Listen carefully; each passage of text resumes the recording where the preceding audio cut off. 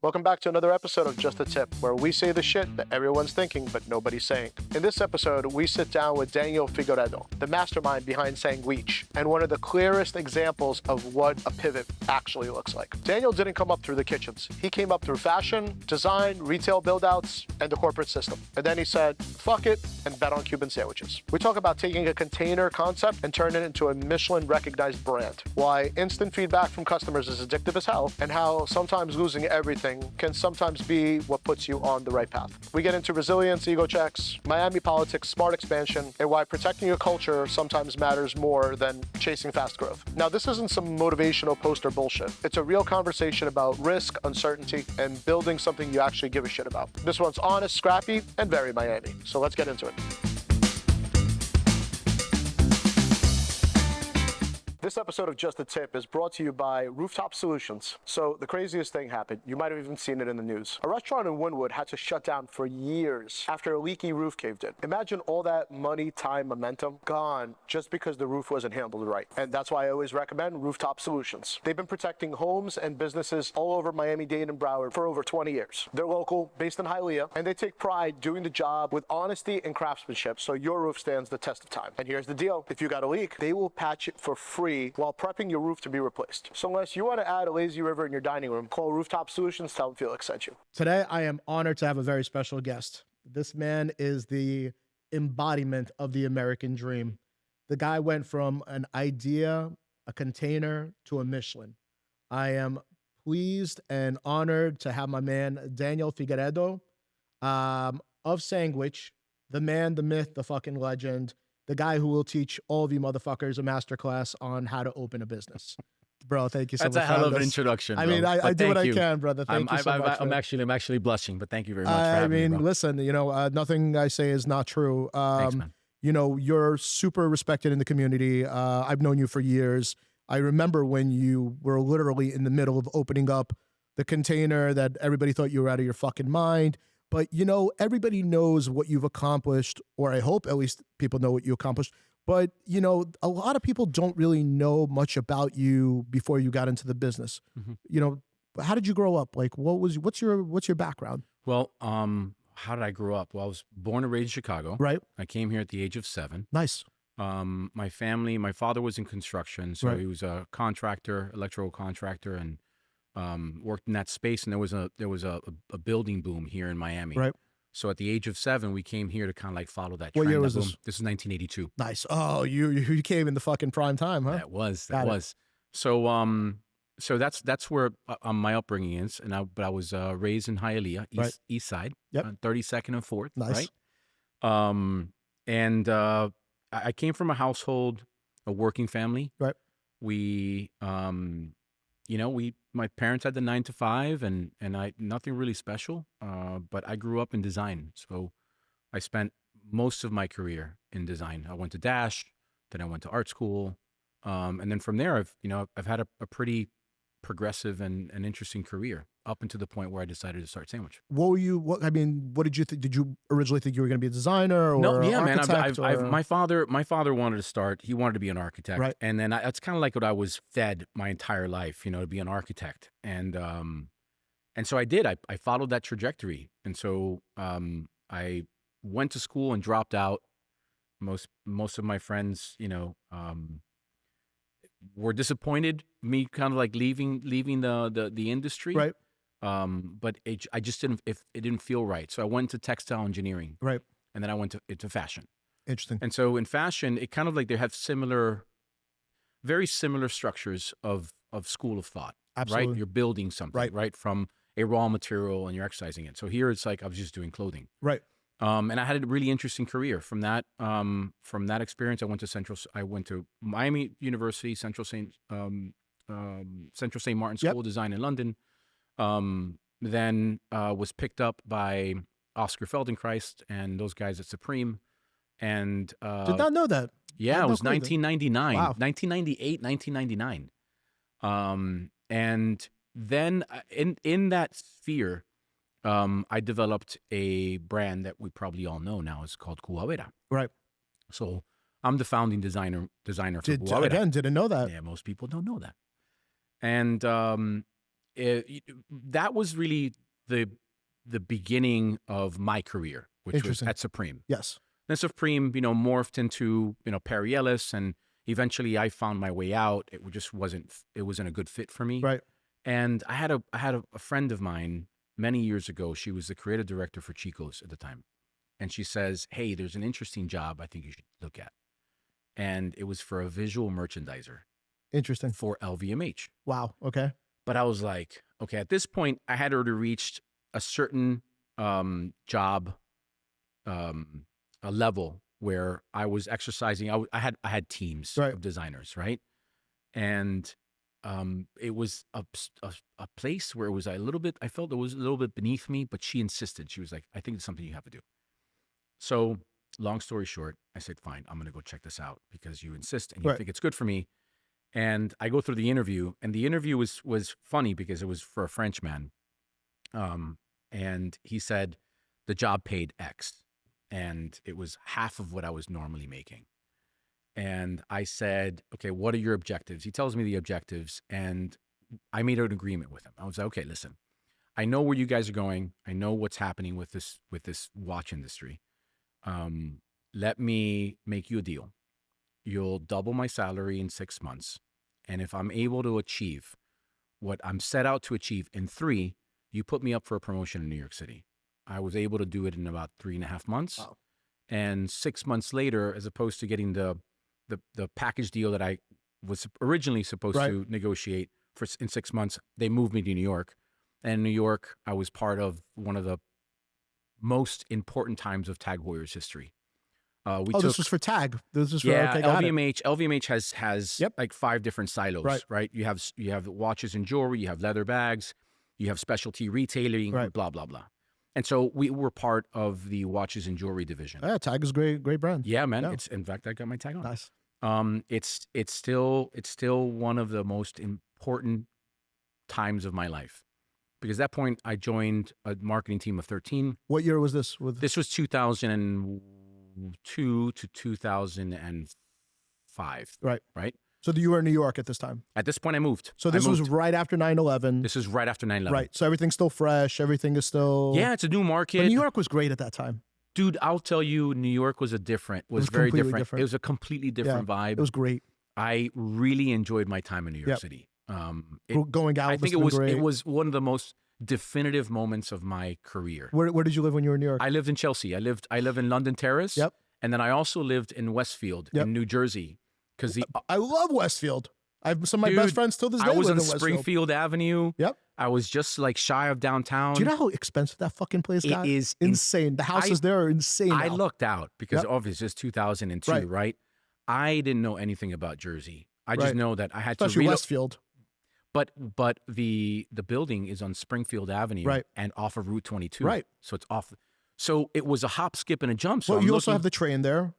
Exactly. Right. Exactly. And you have a cool little downtown. And, that downtown. The butcher shop is still there. I used to walk to downtown. Yeah. I had one of my favorite bagel shops. Used to be right down the corner. Yeah, I love it. So that was a brief stint. Right. After those few years, where in corporate, once you achieve either, you scale and you grow, but there are certain areas of that industry that you're either going to become the company man, the CEO or the owner, right? And the entire marketing team just kind of like hit that plateau. Right. We're like, okay, we did what we had to do. Let's move on. So I resigned. I left. So at what point did you say, hey, you know what? Corporate's just not for me. It wasn't that corporate wasn't for me. It's that you kind of like you achieved the goal, right? And you can't do anymore. Right. We took TAG Heuer from a number 6 watch brand, number 2 worldwide. Right. Like the amount of work that it took to do that, from an in-store effort, out of home, all the events, get the awareness of the brand, from the product development perspective.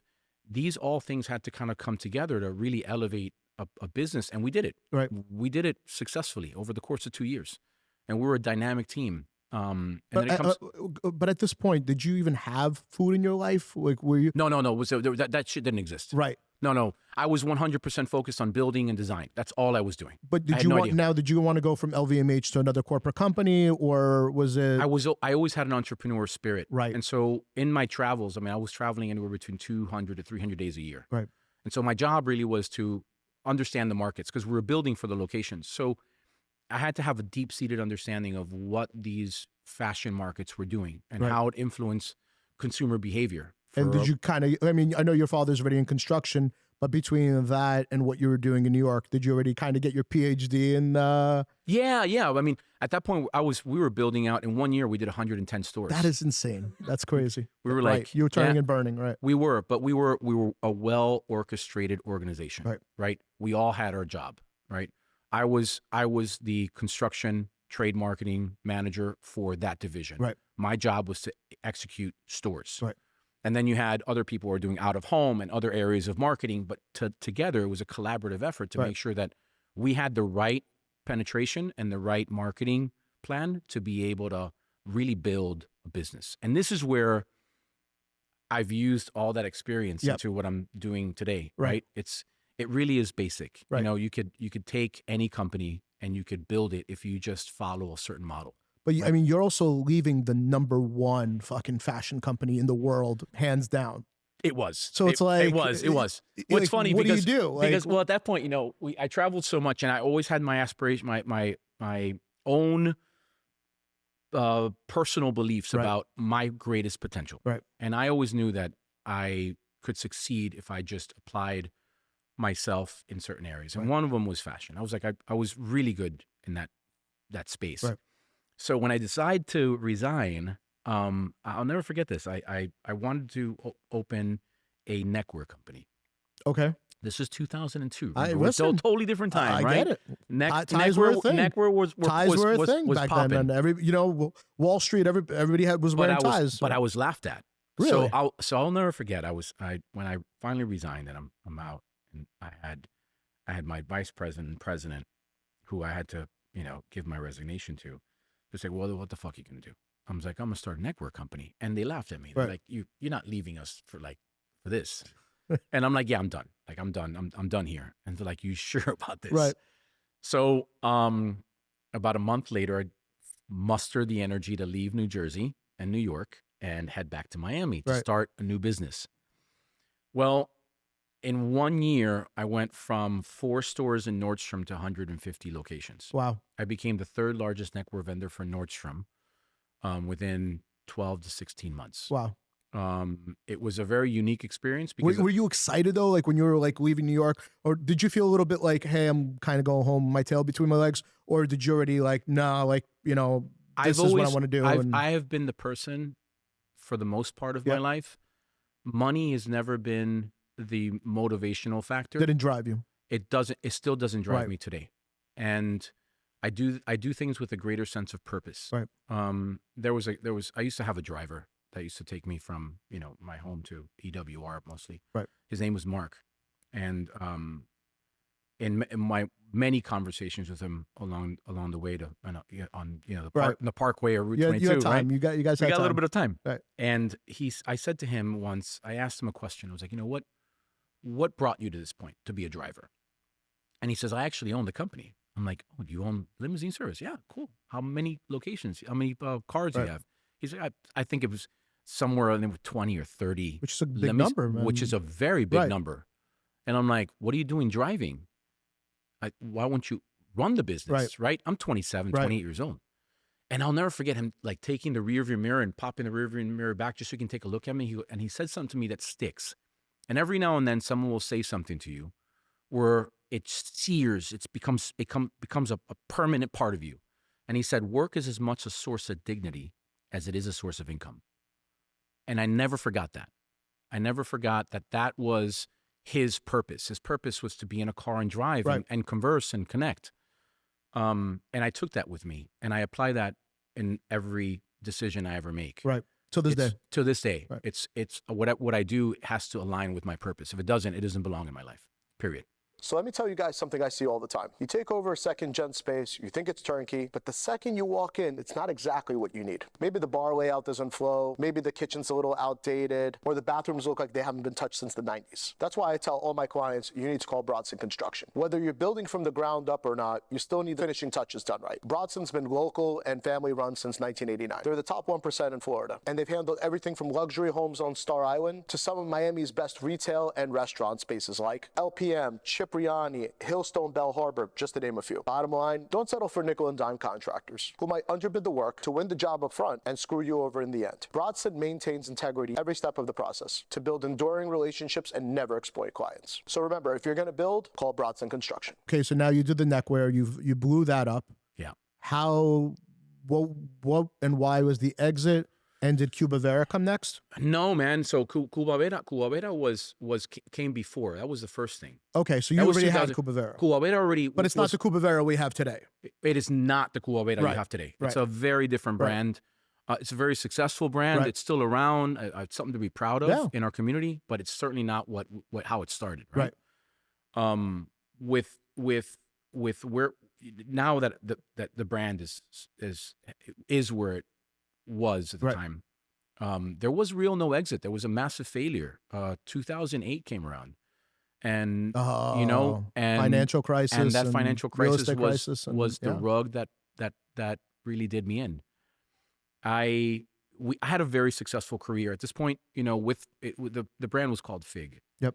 And with Fig, great name. I mean, thanks, man. You can still find the ties on eBay. Actually, nice. You couldn't touch my name. I should have worn it if I knew. I would have. No, ties are out, dude. But I was dressing. I mean, I dressed Obama, Bush, all senators, football players, you name it. Right. It was a very successful, prominent brand, and it caught the eye of one of the partners of Kenneth Cole, and this is 2007. Right. Again, Kenneth Cole was huge back then. Kenneth Cole was a really big brand. Yeah. And Kenneth Cole had like multiple investments, and one of them was like a corporate arm. This is a development arm. And so these guys were going to come in. The idea was to procure me, to buy me out. And then to scale it to a point where Kenneth was eventually going to bring it into the Kenneth Cole, and we'd probably take it public. So this is a extensive 5-year plan. You obviously were thinking big the whole way. We were. It was a really big deal. The president of Fasonable was going to come and become part of my portfolio. And then I had buyers from Nordstrom that were also going to be part of the organization. So it was a very robust. But you obviously aimed more for, because I mean, maybe you know better, but Florida back then, I mean, were people wearing fucking ties? No, it wasn't. But my market was New York, Chicago, Connecticut, Boston. I had people overseas. And the menswear market was a real strong market in those key markets, especially in department stores. Exactly. So anyway, to make a long story short, brother, 2008 came around. We spent about 9.5 months building out this entire business plan. We were going through this acquisition phase, and December 17th, 2008, that Black Tuesday, I have that meeting that night, my last phone call with the attorneys out of New York, and we were supposed to fly out and meet with them on Friday to kind of ink this deal. It was a sizable deal. It would have changed the course of my life. And I'll never forget, myself and a friend of mine who was the president of Fasonable, jump on the phone and kind of like iron out all the financials and the deal and make sure we're all the tight. Details, Yeah, that we're all tight. We're ready. And there was this like silence, this like awkward silence. And Arnie Gelbstein, never forget, he says, he's no longer with us, God rest his soul. He says, Danny, have you seen the news lately? And I'm like, Arnie, who's got fucking time for the news? I've got my head buried in financials. And he says, do me a favor, turn on the news. And it was just one of those moments where I reached over and I turned the TV on, and that infamous Lehman Brothers, like guy walking out with this crate. That is the first image that comes out on television. And I have no idea what's happening. I'm still curious. I'm like, what's happening? And what does Lehman Brothers have to do with me? And then it goes for a little further into the crisis. And it's like a kick in the balls, man. We didn't know what to do. And it required, that was the catalyst to how, the tides turned and what required me to and where it's going pivot. Right. So that was an unfortunate circumstance, but it had to happen. And as a result of that, here I am today. Right. But the pivot, I mean, must have really hit you like a kick in the nuts because, okay, now you went from... I lost everything. Right. But then, after, rolling the dice and striking out on something, how do you now go from something like that to like lick your wounds and, It took years. I mean... It took years. What was the plan after? Did you have There a wasn't. plan? No. And people will talk all sorts of shit. They have plans. And, you don't have a plan until you get hit in the face. Right, Tyson. Exactly. It was Mike Tyson. Bro. Right? So I think you just, at that moment, you're so consumed by it. Right. You're so consumed by I'm grieving. Right. I've lost my business. I mean, I've lost my home. I lost my marriage. I lost everything. Like I was sleeping on my sister's couch a year later. Wow. Right. Going from having millions of dollars and having a nice lifestyle to being completely wiped clean. And it does something to you. Humbles you. Yeah. And it helps you understand what's really important. Right. Because things come and go, and I lost friends. And it reshaped my thinking. So at some point I had to, dust myself off and get up and shave and shower. What was the first kind of rebound step? The first rebound. So, I had to go what was normal for me, which was something familiar. And that was building. So I went back to building stores. Right. So just straight up retail or? No. Yeah. I was vice president of corporate build outs for a company out of here in Miami. And I was responsible for bringing in Rolex, Zenith. Right. I was building for Hublot. I was building for... Right, so you stay in the luxury. I stay in the luxury because it's what I know. Right, and you still have the Rolodex and you still have the contacts. It's easy for me. Right. Rolling out those stores was easy for me. We had a good network of builders. Right. A sizable network of retailers. So we had all these established relationships, and it was easy for me to get back into that business. Right. But I was never really comfortable in that business. Right. Because I always knew the power of entrepreneurship and what it meant for me. But these were different times. Right. I just have to suck it up and do what I was doing. And by the way, it paid well. Sure. But it wasn't for me. Right. If it's not something you love, then, You do, but in a different capacity. Right. Like I truly love it because I'm doing it now. Right. But I'm doing it for myself. Right. It's different, right? The relationship's different. Right. But you're also like Willy Wonka. You're creating, new adventures every single day with tweaking and expanding and, Exactly. Because... Again, I say this to a lot of people. What you've done is really quite fucking incredible. Like, how did food come into your life? I mean, you go from having this crazy, building out career to doing something completely new. A lot of guests that we have on the show, they have some sort of history with food and beverage, or maybe it was through the family, or maybe they grew up cooking, or you're a different animal, bro. I'm not a chef. So why the Cuban sandwich? So that's an interesting question, and it goes back to 2006, right? Which is weird, right? Because it's overlapping with a career already established. And you're in New York at this time. Right now I'm in Miami. Right now I own my own company. Right. Okay. I leave LVMH in 2005. I start my own company 2005, 2006, 2007, right? But 2006, there was a little clan that I hung out with. It was a bunch of like 8 guys, right? And we smoked cigars together. And it was pretty much like every Tuesday and Thursday we'd try to get together. But that's amazing. I love that. Dude, it was amazing. Yeah.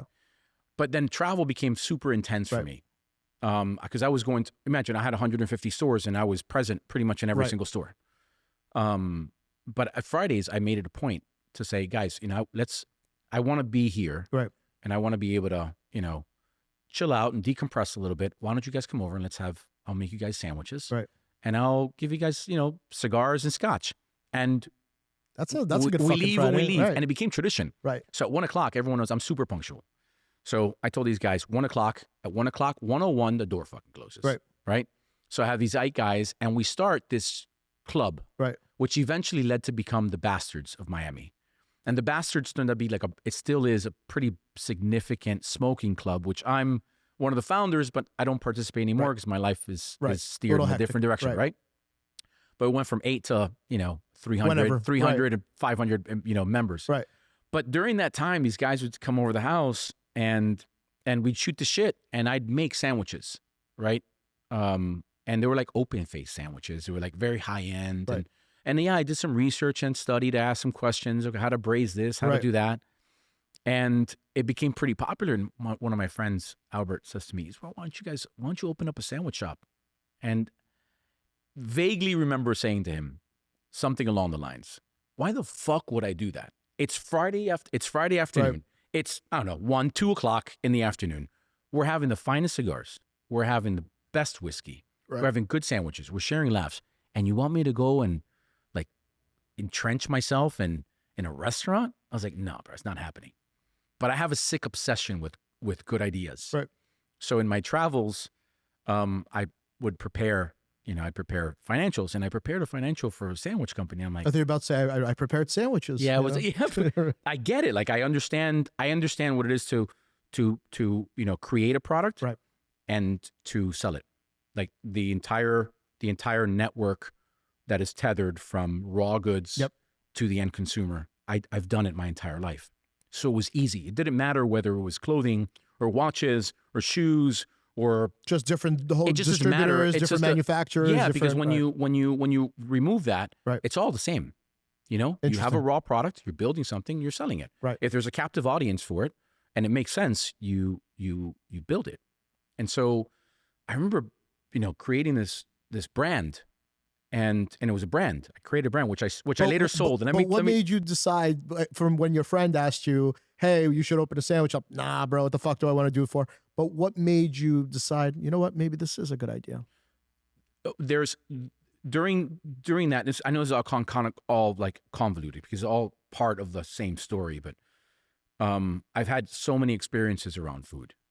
And many of them are the most memorable moments of my life. And there's something that is very fascinating about just food in general, right? It breaks barriers. It doesn't matter how much money you're worth. Right. When we sit down to eat, we're all the same. Right. And there's this gratification that comes with eating. And then you break barriers. You're able to get to know one another, I think that's why we all love food. That's why we love food, right? And so there's that connectivity point. And in my line of work, you have very similar feelings, but in different moments in time, because you got a process of building a product that takes you a very long time. And by the time it goes out to market or it gets in someone's hands, where you really see the effect, whether it's building a store or making a sandwich, the difference between developing a store and making a sandwich is instant. Right. I make a sandwich, I give it to you, I have that gratification, and there's something remarkable about that feeling. Right. And it's like my high. Because I remember building a store and it took me 8, 9, 10 months, whatever it took. Right. And it was this arduous, agonizing process. But when you cut the ribbon and everyone's like popping champagnes and you got fucking watches on the wall or ties on the table, you're like, wow, it was all worth it.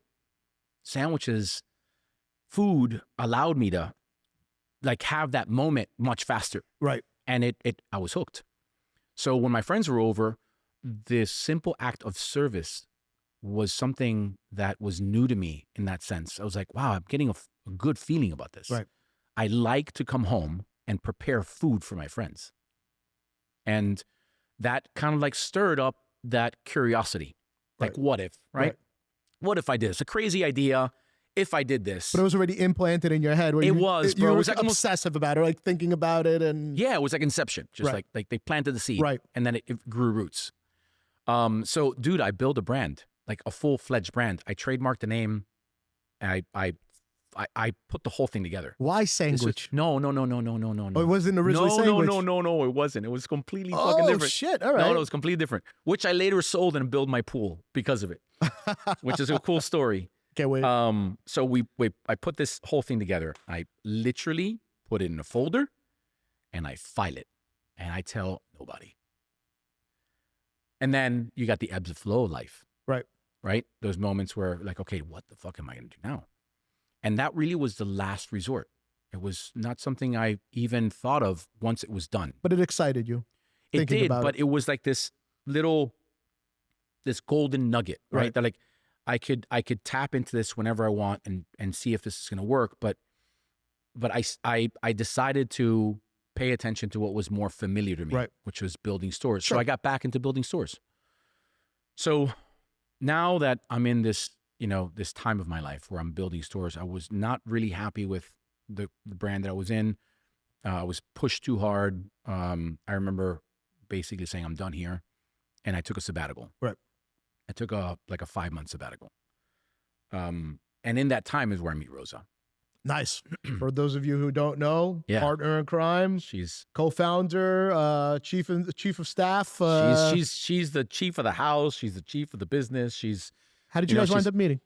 So most of my friends were attorneys and doctors, and I have a friend of mine who called me up and he says, hey, listen, you're going through a rough patch and I want to introduce you to somebody. I'm like, Patrick, now is not the fucking time. Like, this is not the time. He goes, well, come on. Just come to the office and just wait for me. Wait for me in the lobby. I'm like, wait for you in the lobby? When the fuck do I wait for you in the lobby?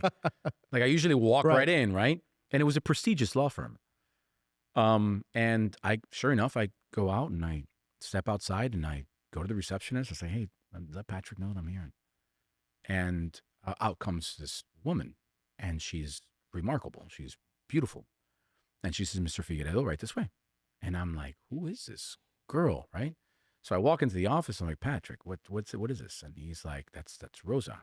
I want to introduce you to her. I was like, she's beautiful. And he says, she's also really smart. No. And I'm like, all right, cool. But nothing really transpired that moment. It wasn't like that moment. It kept casual. It kept it casual. Yeah, it was super casual. And I was going through a real dark time in my life where I was still grieving from my loss. Yep. And I was coming to grips with my new reality, and I wasn't comfortable with it, but it was necessary, and it was strange, man. It was strange. And I remember just going on my sabbatical. I went to the Philippines for, 40 some odd days, and then I traveled the world. And finally, when I got back, I remember going, the first stop I made was to go see my buddy. And I saw her, and I said, hello, how are you? And I gave her a hug. It was nice to see you. And this was 2014. 2014. Right. Yeah, 2014. And April 25th of 2014, she received an email. She said, yes, let's go have a drink. And where'd you go? Come on, you gotta remember where you were. Dude, this was. Where do you take a girl like that? It was where Gramps is right now. Fucking love it. But I'll tell you about in the Keys, in the Key Biscayne, in Key Biscayne. Oh, nice. Yeah, it was before Gramps. It was shit. W. Whiskey Joe's. That's it. Whiskey Joe's. Right. So I took her to Whiskey Joe's. We had beer and nachos, dude. Nice. And it Keep it classy, bro. It was. I mean, truth be told, this point, I burned through all of my cash. I had to sell all my assets. I was broke. Right. And it was a time in my life. And at that point, when I met her, I remember talking about what I've done and where I want to go. Right. And one of those moments I said to her, I'm done fucking around. I've been married twice. Right. And I need, one, stability, which is most important. And two, I want a woman to understand that she has to invest in a process that I'm going to roll out. She needs to be a ride or die. You need to understand what's going to happen. Right. And if you're willing to do it with me, we'll do it. Take the ride together. Right? Let's take the ride together, because it's important you do it together. And I also said to her that I wanted a family, and she was like, I'm ready. And literally it was like that. It was like, that was it. Yeah, it was it. It was like, we knew. It's like almost like the sign of the dotted line. And from that point on, Rosa and I have been together. So was it weird for her to kind of like go on this new journey? She was also going through a transition too. She was engaged to be married. That didn't work out, and I guess we were just both in a very sensitive spot in our lives, and we wanted someone to invest in. Right. And our lives were aligned. It's real simple. And I've never been one to date. But I've always been extremely candid. I don't fuck her. I don't bullshit. I don't have time for the bullshit. Right. It's like, if we're doing this, and we're, thick or thin. Right. It's going to be good times and bad times, but as long as we know we're doing it together, we're cool. And she was someone, there was just like an energy about her. I was like, this is she's different, man. She's you knew right away. You knew yeah, she was she's the one. different. She's different. She's a pink unicorn with fucking stripes. She just doesn't exist. I'm extremely lucky. So anyway, we as we're developing the relationship, I'm no longer working, right? At this point, I've got $35 to my name. Right. Spend it all on my sabbatical, and I'm going to figure it out. And again, money was never the motivation for me, because I can always dust off my CV and get back into corporate and make shitloads of money. But I was in a weird space, and she took a chance. Right. And in that story, I decide to I get recruited to become the director of a sizable millworking company out of Castle Rock, Colorado. And I take the job. It's paying me well. Right. But I'm fucking miserable. I'm miserable. I'm getting back into that game of traveling and having to deal with shareholders and board members and fucking the bureaucracy of corporate.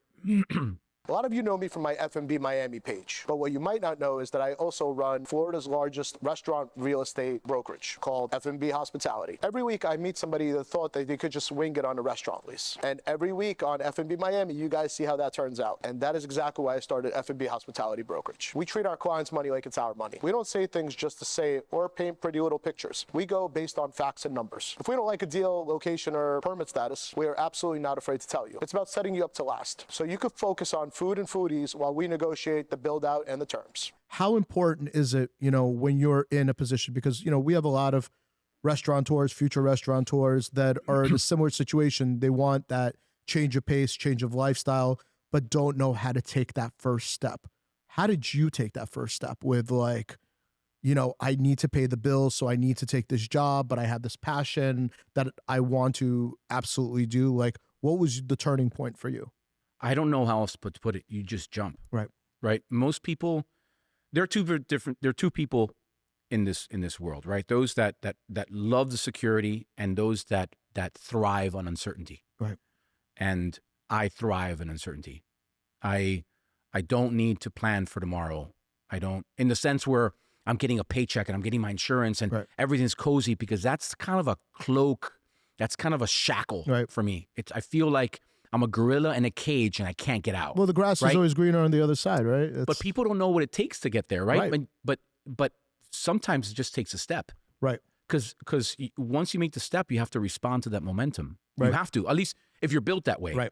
Make the step. Well, also they have to know we eat what we kill. And most people are really uncomfortable with that, right? So they'll criticize an entrepreneur for all the shit that they might be doing, but they'll never have the balls themselves to actually make the step and do it for themselves. So I got to ask you, now you built this fucking brand, this is which is an amazing brand. Thanks. Everybody in Miami knows you, but I got to know, what was the original sandwich name? So it was called Meltwich. Meltwich? Where the fuck did you come up with that? Dude, it was an open face sandwich company that I wanted to design, and it had all the right ingredients. Right. The same way I built out Sandwich is the same way I rolled out this idea of Meltwich. Right. Well, it turns out that now, fast forward years later, and it's 2000, at this point, it's 2015. Right. Meltwich in Canada starts to pop up. Interesting. Right. But they can't come to the United States because I own the trademarks. Right. And I own it all. Right. So I open up Sandwich. When I open up Sandwich, they call me, a broker calls me saying they want to purchase the items. And I give this crazy number. And anyway, I sold the business. Amazing. And I built a pool. And I was able to, do some cool stuff with it. I hope you at least put their logo in the bottom of the pool. No. It was a little obnoxious, but I'll tell you, it was just an interesting time, right? Because Rosa, for many years, would say, "Why do you keep holding on to the website? Why do you keep holding on to these assets? You're paying, I don't know, $8 a month. Why the fuck you keep doing this?" I was like, "Just it's just a tangible asset. This is something that I know is going to work. You just have to believe in it." Right. There's a market for it. Yep. Right. And sure enough, it worked out. We had Stratus Morfogen on the show, and he made most of his money by holding on to those domains. And it's crazy, right? Sandwiches near me, a different time, right? Dude. Diners near me, and and he's like, people can say whatever the fuck they want. Yeah. Bro, put my kids through college. That's amazing. So now, all right, now you got the new idea. Now you're doing Sanguich. Why Calle Ocho? How did the container come about? I mean, what was like the train of thought? So let's backtrack for a second, because I think it's important to tell the story, right? We got a little bit of time. It's more about you. I've already blocked out. I've already blocked out. So I don't feel under pressure. Beautiful. Right? When Rosa and I met, I presented her. At this point, I don't have a fucking job. Right. I'm not doing shit. Right? And I present her this idea of like Melwich, and she looks at it and she goes, "That's great, but it should be Cuban sandwiches." And I remember looking at her and I'm like, So she came up with a Cuban sandwich. 100%. Okay, got it. 100%. 100%. She was like, "I think it should be Cuban sandwiches." I'm like, "Cuban sandwiches? Why would I be doing fucking Cuban?" She goes, "Well, you tell me." In Miami, especially. She goes, "You tell me where's a good Cuban sandwich." Right. And I'm like, "Well, I can get one here. I can get one there." She goes, "Yeah, but is it great?" I was like, "No." She goes, "Exactly." Right. She leaves to work. When she comes back, my entire pro forma is built out. Right. And I look at Rosa, I was like, "It fucking works. Like, this can be something great." And I'm looking at the market. I'm like, I remember this is 2015. Right. I'm like, this works. So now, anyway, I don't have the capital to invest in it. So I'm like, I get recruited. I go to work. Right. I save a shitload of money. And then London is born. Right. That's your daughter. My daughter. Yeah. My firstborn. She was born October 2nd of 2015. Beautiful. And I pick up this job that gets me back into a plane. And I get tired of the fucking traveling. Right. So December 11th, 2015. Yep. In that span of a few months, I lost about 6 weeks of my daughter's life, roughly, on and off, because of the travel. And I went into PTSD. I'm like, I can't do this anymore. And I remember just like lighting a fucking bomb and just saying, I'm fucking done. I'm not doing this shit no more. I'm miserable. I'm tired. I was making great money, but I was miserable. Right. You were excited about being a dad. You're missing that. I just wanted to be home, dude. I wanted to do something different. And I know my life required it. Right. I needed it.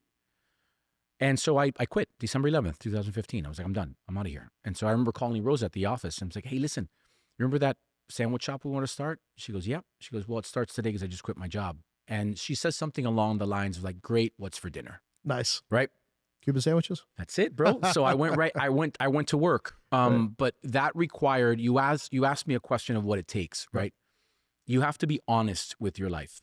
You have to understand what it's going to take. You can't be blindsided by the unknowns. You have to do whatever you can to say, if I'm going to do this, I am prepared to eat rocks. Right. I am prepared to ask my friends for money. I'm prepared to take a fucking Campbell soup, and that's going to be the dinner for the fucking night. Right. You have to be prepared for the absolute worst. Because if not, this shit isn't for you. Right. But again, you go from a completely different field of scope of work to, you were never in the business. You were in the building business, so you knew how to but you're going into food and beverage. We all know the percentages of somebody who has never been in the business to just open a place, the success rate. What did you just not want to take no for an answer? No, dude, financials, bro. When at the end of the day, I wasn't set out to open up a restaurant and have 8 locations. Right. That was never the mindset. Right. I just wanted to open up something small enough where I can make 50 sandwiches and go home. Right. I designed a business around that. Was that what you picked my needs? Caiocho? My needs. No, Caiocho happened. It was, again, these are just things that happen. Right. I believe strongly in manifestation. And I believe that you have the power of seeing something and the universe responds. I'm a firm believer in that. So we put that into motion. We put that idea into motion, we have an interesting story how Caiocho happened. But in order to do this, we designed a business around a lifestyle that I felt comfortable with. I wasn't expecting to drive around in a Porsche. Right. I was perfectly comfortable. And I had a 1971 C10, bro. Great car. It was a fucking great car. Great car, bro. Right? Don't knock it. It was a great car. It was my favorite car, right? But I knew what made me happy. And I've never compared myself against the Joneses. I don't give a shit what the rest of the world is doing. No, I know. But listen, again, me being a parent myself, when my kids were, there was, when you're a bachelor and when you're like, okay, I can live off of this. I can live this way. And then all of a sudden, snap, your kids are born and everything you thought you wanted and you knew right out the window, because now you're like, everything I'm doing this moment forward is for them, I don't believe that. Interesting. Not for me. Okay. I believe that I do things for me. Right. My kids are there to witness my life. Right. I'm doing whatever I can to give them the benefit of a bright future. Right. And I'm going to fight tooth and nail to give them the tools and the instruments that they need to be successful in life. But I want them to have a role model. Right. I want them to see what I'm doing for me, and I want them to benefit from that. So I always felt that while I'm taking care of myself and and Rosa, we're also taking care of the family unit. Right. And so it's worked, right? I made sure that we remained honest with what we wanted out of life. Right. I didn't want to just become a sacrificial lamb for the sake of my kids. Right. I wanted to do something special. It was my time. Right. Right. I had all the tools. At this point, I'm 40 years old. Right. But also you're getting into a new business. You're going into a sandwich business. You know, a lot of, you know, even to this day, when people call me wanting to do a sandwich shop, I'm like, you know how many fucking sandwiches you're going to have to sell to cover that rent, let alone make money? Yeah. Like, what was your thought process like from the get-go? Like, this is something I have to scale or it doesn't work? Or were you okay with just doing the initials? There's a transition, right? We didn't just go right into it. We said, this is what we're going to work towards. And let's see how it all pans out, because there's still a lot of unknowns. But one thing was certain. We already made the decision to do it. And in order to make that a reality, we had to change our entire lives. Right. And so I bought Rosa's mom's house in Homestead, and I rebuilt it. And I first created like a bedrock. I think like an architect and a builder. When you're erecting a structure, you have to compound the lime rock, give yourself a real sturdy base, right? And then add the reinforcements and get the concrete, and then you put this in the block. And so for me, it was very important that we first just forget about the illusion of having a business. Let's get the family settled so we have the best chance of success. Right. And that meant making a huge sacrifice. I had to move in with Rosa's mom. I'm 40 fucking years old. And by the way, London was born October. Juliet was born the following year. Oh, you Irish so twins, in December, Wow. In December when I quit, by January, we knew that Rosa was expecting. Right. So now we had that oh shit moment. So yeah, it's really unsettling, but there's a power of belief. There's a power of that if you understand what you're capable of doing, I believe it's possible. I believe you can amount to whatever it is you set your mind to. Right. And we knew it was possible because at the very worst case scenario, I always knew I could just polish up my resume and get back to work and make boatloads of money. Right. It wasn't a question of, it was almost like that. How should I say this, man? It was something I didn't want to grab. I knew it was there. And I said, I'm not ready to extend my arm and do whatever's necessary to get a job. Right. Because this is still possible. Right.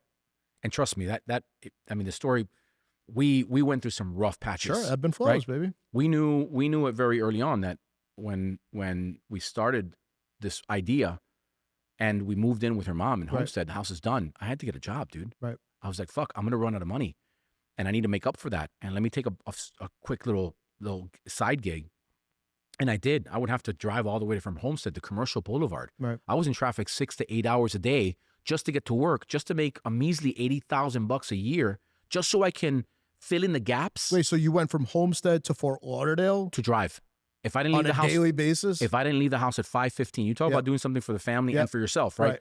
You have this almost like split mentality. Yep. You're like, I have to do something for the family and care for the kids and care for, but there's also that component of that self-gratification of my story. What's my story? And so it's a constant duel. And I've always said, it's very difficult to outwork me. Right. I will do whatever the fuck it takes to make it happen for myself and my family.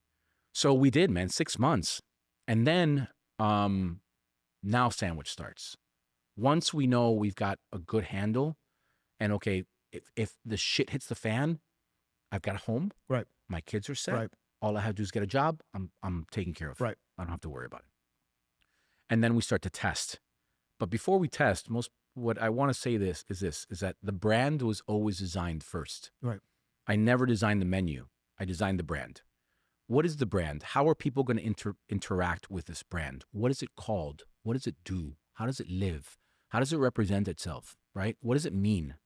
And so when you do that study, Sanguich is born. Right. Right? We built out that entire platform, and then we got to work on the recipes to make sure that the recipes aligned with the commitment to quality and service that the brand was built around. And that's how everything else is built. Right. And then we got to execute the company, but we did so by testing the waters first. Right. There's a saying that someone said to me is that don't believe your own bullshit. Right. Don't think that because you have a great idea, it's going to fucking work. So yeah, we feel we have a great idea, but we have to test it. Let's see if the market... pop-up, I think, back then, right? We did the Coconut Grove Arts Festival. That was February 17th February 2017. And what was the reaction you got from there? We were the most sought after vendor in their platform. Right. And then we were invited to do the, back then it wasn't Miracle on the Mile, it was Alhambra. Right. Because they were doing that renovation on Miracle Mile. Right. And so they moved the carnival on Alhambra. Right. It was the first and only year. And so we went on Alhambra and we did this festival and it was amazing. So you had good reaction. People loved it. It was incredible. We were the vendor that sold out. And selling out, I use that word cautiously, right? Because you can have 50 sandwiches and sell out. No, dude, we did hundreds of sandwiches a day. And at this point, were you like, we're onto something? We did. Yeah. At that point, I said, now we've got something. But in Coconut Grove Arts Festival, something interesting happened. We have this massive line, right? And we're just popping out pan con lechon. That's the only product we had in the market. Pan con lechon and a batido mamey. That's it. And someone asked me, he said, hey, where are you guys at? And I said to him, oh, I'm thinking about opening up in Little Havana on 17th and 8th. And he said, okay, cool. I'm going to go check you out. When are you going to open? And it was instinct. I said to him, September, October. Rosa looked at me. She's like, what are you saying? I was like, listen to me. This is what I want you to repeat. We're going to open in Little Havana in September or October of this year. That's all I want you to say. Just fucking do it. Right. And dude, fast forward, I get a call. We got a space. Tell me about that part of the journey. So, this is a long story, for me, bro. It's always, listen, but again, listen, for me, obviously I get off on the, the real estate side. Tell me about signing that first lease in terms of the space, not knowing anything about the city and like how it works and just like, balls to the wall. Like, I'm going to do this. So I had a side gig. I have some hobbies, right? One of my side gigs, I'm a gold leaf painter. Right. And so I know Bill Fuller at the time, and I know him better now, but he calls me and he asks me for some gold leaf, and I do some work for him, and I paint the gold leaf. He's got the ball and chain, the green truck. Yep. I did the hand lettering for the truck. Right? I never knew that. Yeah. Okay, interesting. So in that, I'm sharing with Bill like what I want to do. Right. And he's like, oh, I got a great spot for you. Why don't you do something here? Right. I'm like, great. I was like, you sure? He's like, yeah, here's a lease. Pop. I signed the lease. I got to build. Right. And I devoted 4 months of my life to build a container. That was one of the most spectacular times of my life. And it really was, it was a marvel. And also nothing like that's ever been done on Calle Ocho, especially. Never. Right. Never.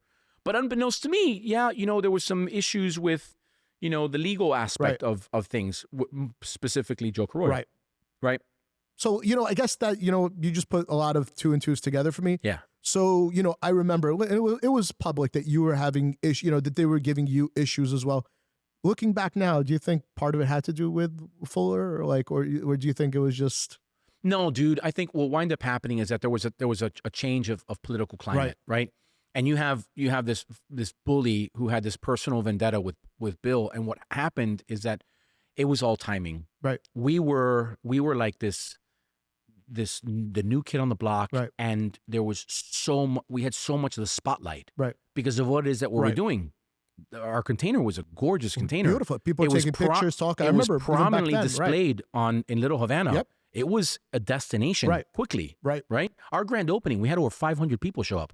They had the cops had to come and like keep the crowds from spilling onto the street. Right. It wasn't something I expected, if I can be totally honest. Right. I knew it was going to be successful, but I wasn't prepared for that type of, that crowd. But moments like that, like, what do you say to Rosa when you see a crowd like that, out Bro, there? we still pinch ourselves, man. Right. We're very proud of what we've built. We still work extremely hard to maintain the integrity of our brand. And we have never made any changes from the day we started. We're bigger now, but the processes are the same. The recipes are the same. Everything has stuck. We have this seared motto that quality and service are the building blocks of our business. Right. You don't compromise that. Look, as a business owner, I'll be real with you. Running my brokerage takes all my time. And in Miami, if you're not showing up online or on social media, you just don't exist. That's why I've worked with Sage Marketing Studios from the very beginning. Website, social, even this podcast. They're the ones behind the camera. Building strategy, keeping it consistent, and making sure my brand looks like it actually belongs in the city. So just a tip. Stop having your cousin post blurry iPhone pics once every 3 months. Hit up Sage Marketing Studios. You can find them on Instagram at socialmedia.sage and tell them Felix sent you. But you know what? Like, again, you do things a little differently. A lot of operators in terms of expanding and, they'll just pick a location. With you, I found that you really get to the nitty gritty with like, how do we cut out the middleman on this? How do we cut costs on this? How do we make more profit? How do we expand the stores? Sure. I've been to thank you for inviting me that time to your, commissary. And like, I was blown away. Like, I think maybe a lot of people don't know this, but you have your own fucking farms. When I tell people your sandwiches are fresh, I don't think they really understand how fresh they really are. They don't really get it. So at what point, okay, you open up one store, then you sign Miami Lakes was next, right? Miami Lakes, that's interesting. You had a good memory. So we did Cayocho. Once that whole fiasco happened with the container, we had to shut it down. We opened up Little Havana. Right. Where we currently are, have been for now 8, going on 9 years. Yep. The next one was Miami Lakes. Right. Yeah, but then COVID hit. Right. Yeah. So, which is again next question. Okay, now you got and another I signed that challenge. contract March 13th. Oh my God! Let me ask you: were you getting like 2008 PTSD vibes? No, dude. You know what the interesting thing happened is that I have already amassed a certain sense of maturity. Right. And I've been in the ring a couple times. Right. Right. I've got really thick skin. It's hard to rattle me now. And I remember March 20th, the whole fucking world was like shutting down. Right. And people panicked. We were on a group. I mean, Bobby, you were on a group chat. We were all on a group chat. But I was remarkably calm. Right. I'm like, all right, I've been through this before. I think part of the thing that I regret the most in my previous life when I was doing fashion, when the whole economy, the whole world just kind of like broke apart, I reacted too quickly. Right. I made mistakes. I didn't give myself a chance to understand what was happening and respond adequately. I didn't give myself a time to just chill and sit in it. And I did. This COVID did not rattle me. COVID gave me a different peripheral. It offered me an opportunity to reset. Because at this point, Rose and I are hitting 22-hour days. Right. We're doing insane hours. I've got 2 young kids. Rose and I are tag teaming, dude. I'm opening the restaurant. I'm closing the restaurant. We're cleaning the restaurant. We're preparing the food for the next fucking day. And then I have to go home and basically look after my children while Rosa goes and we rinse and repeat. Right. And it was vicious, man. This was a moment for me. I'm like, oh my God, this is amazing. Right. You mean I could sit back for a little bit and figure this shit out? Great. At this point, we're fiscally responsible. I don't splurge. My business does very well. Right. But I don't take from it. Right. I don't live like most people live. I have a humble home. I might drive a nice car now, but it's been 10 years. Right. Right. We were prepared financially to say, you know what? Let's close down for 6 weeks. And Rosa's like, she's like on the verge of a panic attack. Right. We bought a boat, dude. Right. We chilled. We took our time. And then I was able to step back and ask myself, what do I need to do? One, keep the business alive. Right. That's most important because, you don't know what's happening. You don't know how long this thing wasn't happening. Can't believe it was 2 years. But what do I need to do to how do I use this moment to truly understand my business? What did I learn from my time from 2017 to now? What are my efficiency drivers? Where do I have a little bit of leak? How can I strengthen my relationships? You know, all these little things, right? And so I got to work. I just got to work. I built out the commissary with one store, right? Because I knew it was absolutely necessary.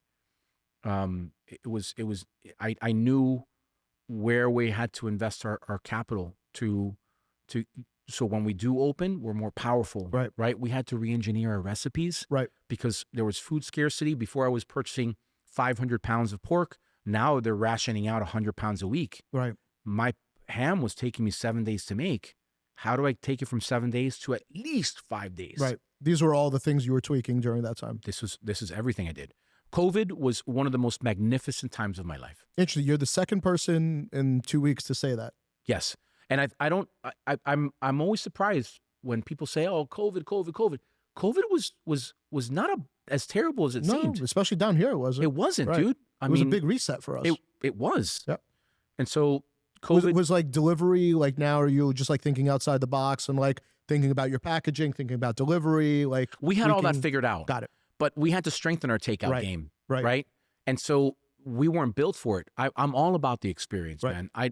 You have a choice of going anywhere you want to eat, right? I want you to walk into a place that makes you feel warm and welcome. Right. And I always feel that going to the establishment is where you should be. Well, I think you were also very careful when you did do the third-party delivery, how far your food was going to go. You know, like, again, I don't know the exact research you did, but like if you go a mile, how is your food going to taste? If you go 2 miles. You realize that I started with Uber when I opened up Coral Gables. That's right. I've never, I was like, I'm not buying into this. And I told many people, I was like, careful, when you dine with the devil, you need a real long fork. Right. Everyone thinks it's great, but you have to understand what it's going to do to your business and your bottom line. Right. I was prepared to say, I'd rather reduce my hours, you know, compress the business a little bit, watch my expenses, than just hand over my business, which at the time was like 30% of your business. Right. Well, I remember when you didn't do delivery, there was just a line outside the... Fuck no, You create the habit. Right. You create the tradition. You create the movement. You have the power to develop that. You create your own habits. There's a saying in Spanish that says, "La costumbres se convierten en tradición." Right. The customs become tradition. Right. If you accustom people to be open 24 hours and the day that you are closed one day, everyone's on fucking social media. I can't believe these guys are closed, right? But Calle Ocho has been open from 10 to 6. It never changes, and I won't change it. Right. I won't change it for anybody. Why? Because I have one shift. We're in total control. And if you want to have a sandwich at Calle Ocho, you wait in line. What did you think about that time? Like, you know, obviously we had a lot of transplants coming around that time, you know, and everybody wanted to open something. You know, ghost kitchens were hot for a minute. You know, everybody's like, I'm just going to open a ghost kitchen and I'm going to make a fortune. It's so fucking stupid. Were you looking from the sidelines like, oh, these motherfuckers? I warned everybody. Right. I warned everybody. We've had this conversation 100 times, many times. Yeah. I remember when was it, St. Roch Market? St. Roch in Design District. Exactly. Yep. They came to me. They were going to give me prime spot. And I said, no. 30%. Puppy, but they wanted to give me they were giving me money. I know. They were really wanting to give me, they were going to give me a better deal. I was like, no, I'm not doing it. I'm not following the trend. Why? Because I've been part of this. Dude, history has an interesting way of like looping you back in. Right. It's going to repeat itself. Right. I've been through that before in fashion. Right. I understand trends. Right. I'm not part of trends, dude. I don't want to be part of the trends. I'm not going to have an Instagram fucking wall. I'm about longevity. Right. I'm really long. I'm a really long game. My game is so like far out. Right. I might not even be here to realize it. Right. It might be my kids to take it on. Right. I'm thinking way ahead. I'm not thinking about what I need to do today to keep my business alive. I'm saying, how do I invest in tomorrow? Right. And how do I keep the consumer engagement? How do I make the product even better than what it is right now? Because I haven't spent a single dollar on marketing. Well, I mean, it's also interesting because at what point, you know, where you're chasing deals and you're chasing landlords, all of a sudden does everything stop and now they're fucking chasing you? Where before it was like, well, what's the PG? And well, I want to see financials and I want to see credit and I want to see this. At what point was it like, whatever you'd like, sir? Like, you know, what can we do for you? That's interesting because, you know, I still manage the business today like I managed it when we first started. Right. where there were so many, these landlords would talk to me and I would talk to them on a different level. And they're like, do you have any experience in this? I was like, yeah, I've been doing this my full life. He goes, yeah, but you only have one store. I was like, I don't give a shit.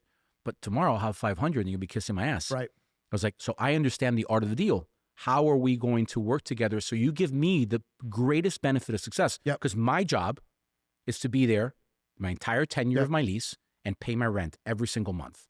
But if you start fucking me in the beginning, then what gives me that chance of success in year number 5 when I've compounded all this, all these, upscales of rent month over month, year over year, and you're not giving me the chance to succeed. So my growth has been slow because of it. Well, now, and also, I'm sure also having Rosa and then with these deals, you look at some of these contracts like market price. I'm not fucking paying market price. No, we don't. We're and so, the COVID clauses and even in my second lease, even with Coral Gables, we always approached it that way, right? We played by the big boy rules, and we understood the legalese of contracts and what it means for tomorrow. And I think too many people get too caught up in their excitement. Again, it's all about. Do you think they just have a fear of missing out just because they want a space so bad? I don't know what it is, bro. I don't know. I think a lot of it is people get too caught up in their own ambitions. And they believe, and I always say this, they believe their own bullshit.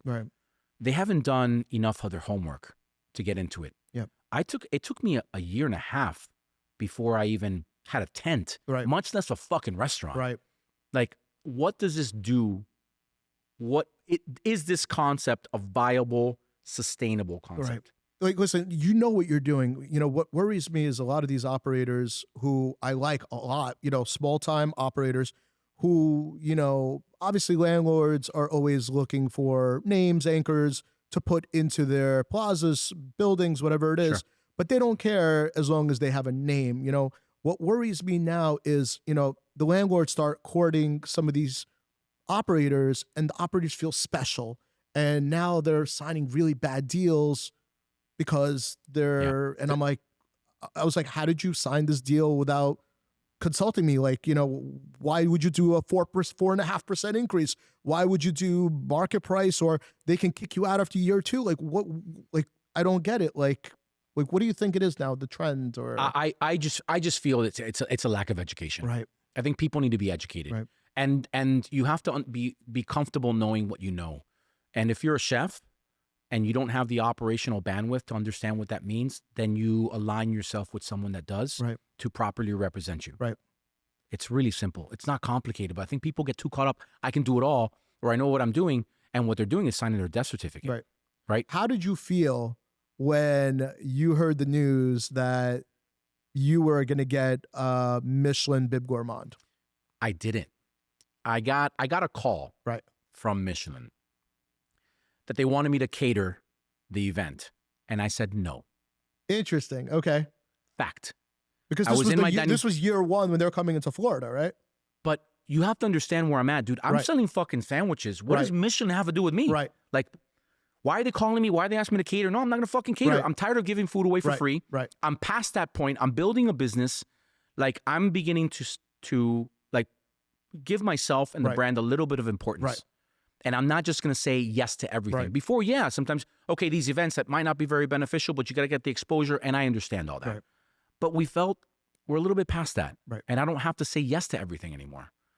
And I think that's really important, by the way. I think you just know the power of no. Understanding what your latitude is. And truth of the matter is, if it's not going to be the best representation of me, I'm not going to do it. Even if it's the best opportunity. But do I have the resources and the time to give the best of myself? And if that answer is no, I don't do it. I don't get excited. I do what I know I can do to the best of my ability. Otherwise, I just don't fucking do it. Okay, so how did they break it to you then? Well, they got to Rosa. and I told Rosa, I was like, we're not doing it. And she goes, the hell we are not. We're going to do it. So she comes back. She goes, well, listen, this is the deal. They paid for the hotel. And they gave us a stipend for the food. And it was like a $10,000 package. I was like, okay, cool. That's fair. Now I'll do it. I was like, now I'll do it. Hotel's paid for. The cost of goods, let's go enjoy ourselves. That's all it was. So we walk into the event. Beautiful event. It's exciting. Oh, so you still at this point had zero idea. You just thought you were catering the event. Probably, I had no idea. Interesting. Okay. Well, honestly, Because I always felt there's an association with Michelin. Right. There's just, to my ignorance, the Bib Gourmand was not something I was even privy to. Right. I was like, I'm in my own space, man. I live under a cloak. Right. I don't, I don't know what most people know, but I know what I know. Right. And this is one of those things I was like, oh, it's Michelin. Okay, great. Let's go celebrate other people that are doing some Sure. fucking badass Great shit for in the Miami. community. Absolutely. Yeah. And to be the vendor to represent Miami it's a big badge of honor. Absolutely. 100%. So I took it. Right. But so we set up, and there's lots of alcohol flowing around, and Rose and I get lit. Right. We're passing out Cuban sandwiches, and they go through the event, they go through the ceremony. And if you weren't there, there was a big tent, right? All these food purveyors that were lined up. Yep. We were at the entrance. We were the first point of contact for food. And the stage was all the way to the far end, the far end of the tent. And they call out Sandwich to Miami. And honestly, it was like, were you like, did I hear this correctly? Or bro, there was screens everywhere. And Rose and I we were knocking them back, bro. We were fucking celebrating. Did you guys go numb like when you heard We never made it to the stage. Get out of here. I couldn't, I honestly, it was like something we were not expecting. Right. And we're like, what the fuck is happening? Right. And at that point, it was almost like, like Moses parting the seas. Everyone's like, come on, the front. But we couldn't make it to the front. Right. Because they were kind of going through the, the motions of the announcements, right? Right. And we picked up our award, and I'm like, did this just happen? Like, we weren't expecting this at all, because we have our head in the mud. I look down, man. I look down, and I'm like, let's just make sure we do what's right by the product and the people and the brand. That's what we do. So to get recognized was a sweet treat. It was a sweet treat. We marinated it. What was that conversation like on the way home? Like, was it like, did that just fucking happen? It was actually, we were in disbelief for a very long time. Right. I would think it would be for the first 30 seconds, and then you guys look at each other like, okay, how do we milk this for everything? No, we didn't. In fact, most people ask me, how can you measure your success after Michelin? If I can be perfectly honest, we couldn't, because you couldn't distinguish who was coming because of what. Right. We had lines out the door. But did you see the shift in business of like who? Because before, I think you would know who your clientele is. You get the tourists that read about it in New Times, or the foodies. Obviously, a lot of influencers love you guys. Yeah. But I would think after that you might be able to see who knows your product. I always intended the brand to be a very community driven brand. Right. Which I think you did. Bravo to you, man. Which I think it really is, and I think it's really become that. Thank you. I take my hats off. Yeah, and that's really my mission. Right. I don't want to synthesize the brand and get too caught up in how we're recognized in Japan. Right. And how many tourists come to visit Caiocho. I'm surprised you don't have like a little list. Okay, Russia, Japan. Yeah. All right. We've been contacted by some wild these offers. Sometimes they're like, I can't believe that I'm being asked to go to Dubai and open Dubai. I was like, you guys realize we do pork, right? Right. But there, Sandwich was built around the community. It was to serve our community and to give a point of refuge and connection. And we were written up about in so many publications. We've been written about in Denmark and Norway, Australia, Japan. That's amazing, right? I mean, that's people would come with their magazines from France and be like, "Oh, your main destination in Miami here," and so that caught on before Michelin. Right. Michelin obviously may have provided give you the street cred, 100%, like legitimize like what we're doing, right? But we couldn't distinguish it. What Rose and I have done our absolute best is just maintain our head low, remain humble, and keep doing what we're doing consistently. So when we do open the next store, that store is a perfect representation of what it was when we first started. Right. Like, we don't fucking compromise. Right. But at this point, did you like literally sit down and like, listen, I'm always humble and grateful for everything I get in my life. But like, when you guys sit down, like, listen, 6 years ago, 7 years ago, we didn't know what the fuck we were going to do for money tomorrow, kind of thing, like, and just see how far you guys came. I built out Caiocho. Right. And I'll never forget, and I'm going to do the best I can to hold back the tears because it's a special moment. But, when I built out Caiocho with my bare hands. Right. And I had just knocked down the wall. the entire facade. The only thing we had was a garage door to keep, you know, people from coming into the space. And I was sitting all the way in the back. Table number 7 at Gallo was a special place for me because I shed a lot of tears there. And I'll never forget, it was late at night. It's like something to 10, 11 o'clock. And I remember calling one of my best friends, Hazem, and I was like, Hazem, I need a favor from you, bro. I need 2 gallons of milk. And he didn't hesitate. He's like, where do you need them? I was like, I need milk for tomorrow morning. I don't have any cash. And I always go back to those moments where what it took to get here. So what we build is based off of the idiosyncrasies of my story that keep me protecting every step forward, saying I'm not going to compromise this because I understood what it was to start this. I understood the trials and tribulations, the peaks and troughs of my fucking journey, starting with, you know, the politics of Miami, which unfortunately we got sucked into. Right. And then the journey of just building a business, right? I mean, Rose and I have lost a shitload of money. Right. And we couldn't pay our rent. Most people, when we opened up Gallo, dude, I was 4 months behind the rent. They were going to impound Rose's car. We had fucking nothing.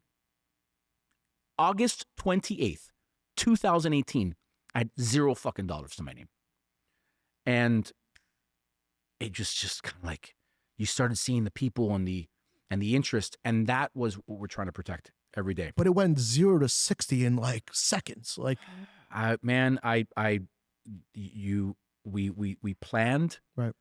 But there's always that 1%, right? That people just do something really special. Right. And this was 2018. Right. You don't have the market saturation you have today. Right. We had a little bit of an advantage. There was still room. Yeah, and we were creative how to brand, and it really is the first Cuban sandwich brand in the country. There's no other brand like ours. We don't have any adjacency. It's very difficult to scale our company, or our specific area of food. Yep. But we figured it out. We figured out how to scale it, and as we scale, we protect the brand, how it started. So our job now is to go back into how we really want to start the business. Right. We want this to be a suburban brand, not a Bayside brand. Right. Right. Makes sense. We want this to be a really community. We already did that. Yeah, we've done that, bro. So I think now as we start looking at new spaces and growing the business, we want to go back into the community because these are the places where I established some of the most beautiful relationships through food. Right. Food really was and still is a major connection point for me. What do you think in terms of expansion with the brand? Like, how many stores? Are you going to go national? Are you going to go international? Are you going to just keep it, you know, fast kiosk, airports? Like, what's really the... I think, you know, I've had the distinct pleasure of being surrounded by some really smart people. Right. And I'm not going to drop any names, but I had an interesting conversation with someone that has opened 40,000 locations. Wow. And he said to me, he's like, you don't know shit. Right. And I said, what do you mean by that? He goes, well, until you have the unit economics to understand how your brand is going to behave in certain markets, don't get too ahead of yourself, which always brings me back to that don't believe your own bullshit. Right. So I have a real strong vision, right? I would love to I have this 500 number in my head. It's ingrained in my head, right? You want to be in the 500 home run club. Like, I think I can hit that number. Right. But it still takes cadence. It takes understanding. It takes some patience, right? You can't build Rome in a day. Give it some time. Aventura was the first store outside of our reach. Right. And your comfort zone, kind of. Exactly. Right. Because it's a completely different demographic. By the way, I'm really excited about Aventura. I think it's obviously a great market. I think you guys are going to fucking crush it there. Dude, it's performing very well. Yeah. It's performing well, despite no marketing dollars whatsoever. And it must be exciting for you just to see like a new demographic kind of like coming in and trying it for the first time. Yeah. Yeah. So now as we start to scale, brother, I mean, I'll tell you, we have we have 5 stores operating now, and we're going to have 8 by the end of the year. Right. I don't know if I want to say that just yet, but we won't announce where they are. But it's coming. It's coming. But we do have 3 in the pipeline, some really like knockout areas. And once we do that, the next step is to get from 8 to 15. Once we get to 15 locations, at that point, there's a lot to figure out. We manufacture all of our food, right? Most people, you've had the pleasure of going to the location and seeing what we do. Love it. And we, as long as we can maintain that momentum and stick to the quality and have that organic growth and the financials look good, and people are still interested and we're doing right by the brand, we're going to continue to grow. How do you feel? I mean, you've opened both Ventanitas and like full locations. Yeah. What is your temperature on like the next, 2026, 2027?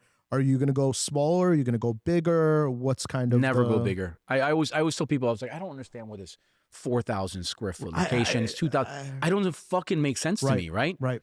Dude, I remember when Timon had Baloo. Sugarcane, yeah. Well, Baloo in downtown. I did that location for him. Yeah. That thing was like tight and it was like 600 square feet. And it was was in the back of the it was in the back of the building. The best. Yeah, it was fantastic. And there was like this shout out to our boy Timon. Fuck him, Timon, you're my boy. I'll tell you, that is what restaurant, what going out to eat and dining should feel like, right? But you go out of these places, 5,000 square feet. It's the show. It's too much. It's too much. There's 4,000, 5,000 square feet of rent, and that's 4,000 or 5,000 square feet of just like expenses, and it's too much pressure, man. It's a lot of pressure. So for me, I think, we have needs. Right. We have certain needs, and I think that 1,200 to 1,500 square feet. That's the app. I mean, that's the move right there. But it's unfortunate. You know what's happening is that the development space isn't building for that. It's building those 3, 4, 5, 7,000 square foot facilities. Which are going to sit empty. Who's going to fucking take all the space? It's going to sit empty until they cut it up and why would you? Right. But no one's really concentrating on that micro business. You know what? You just fucking nailed a great point. I've been telling also, there's a couple of landlords and developers I spoke to. That's going to be their whole new business model. 800 to 1,000 square feet. You could get more per foot. Like, if you just do it that imagine way. What you can curate, right? It's no longer these big box fucking Chipotles and Burger Fries or whatever. God rest their soul. But and you could give it to the guys that deserve it and who are going to do well in your space and create a 100. Vibe. And it's.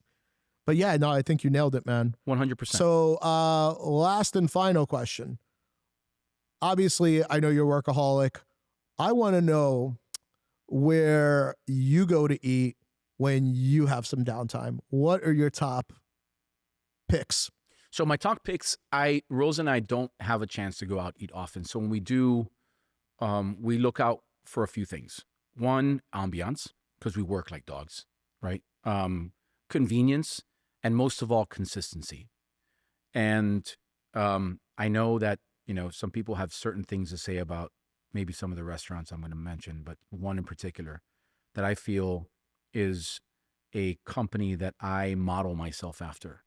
And it's Hillstones. The fucking GOAT. I mean, I don't think anybody could say shit because they are the fucking GOAT. Their operations, their food, their quality, the consistency, These always on point. Always on point, bro. It's like, I walk in there and it's a symphony. Right. It's like everyone in their place. People are doing what they need to do to make sure the service is on point.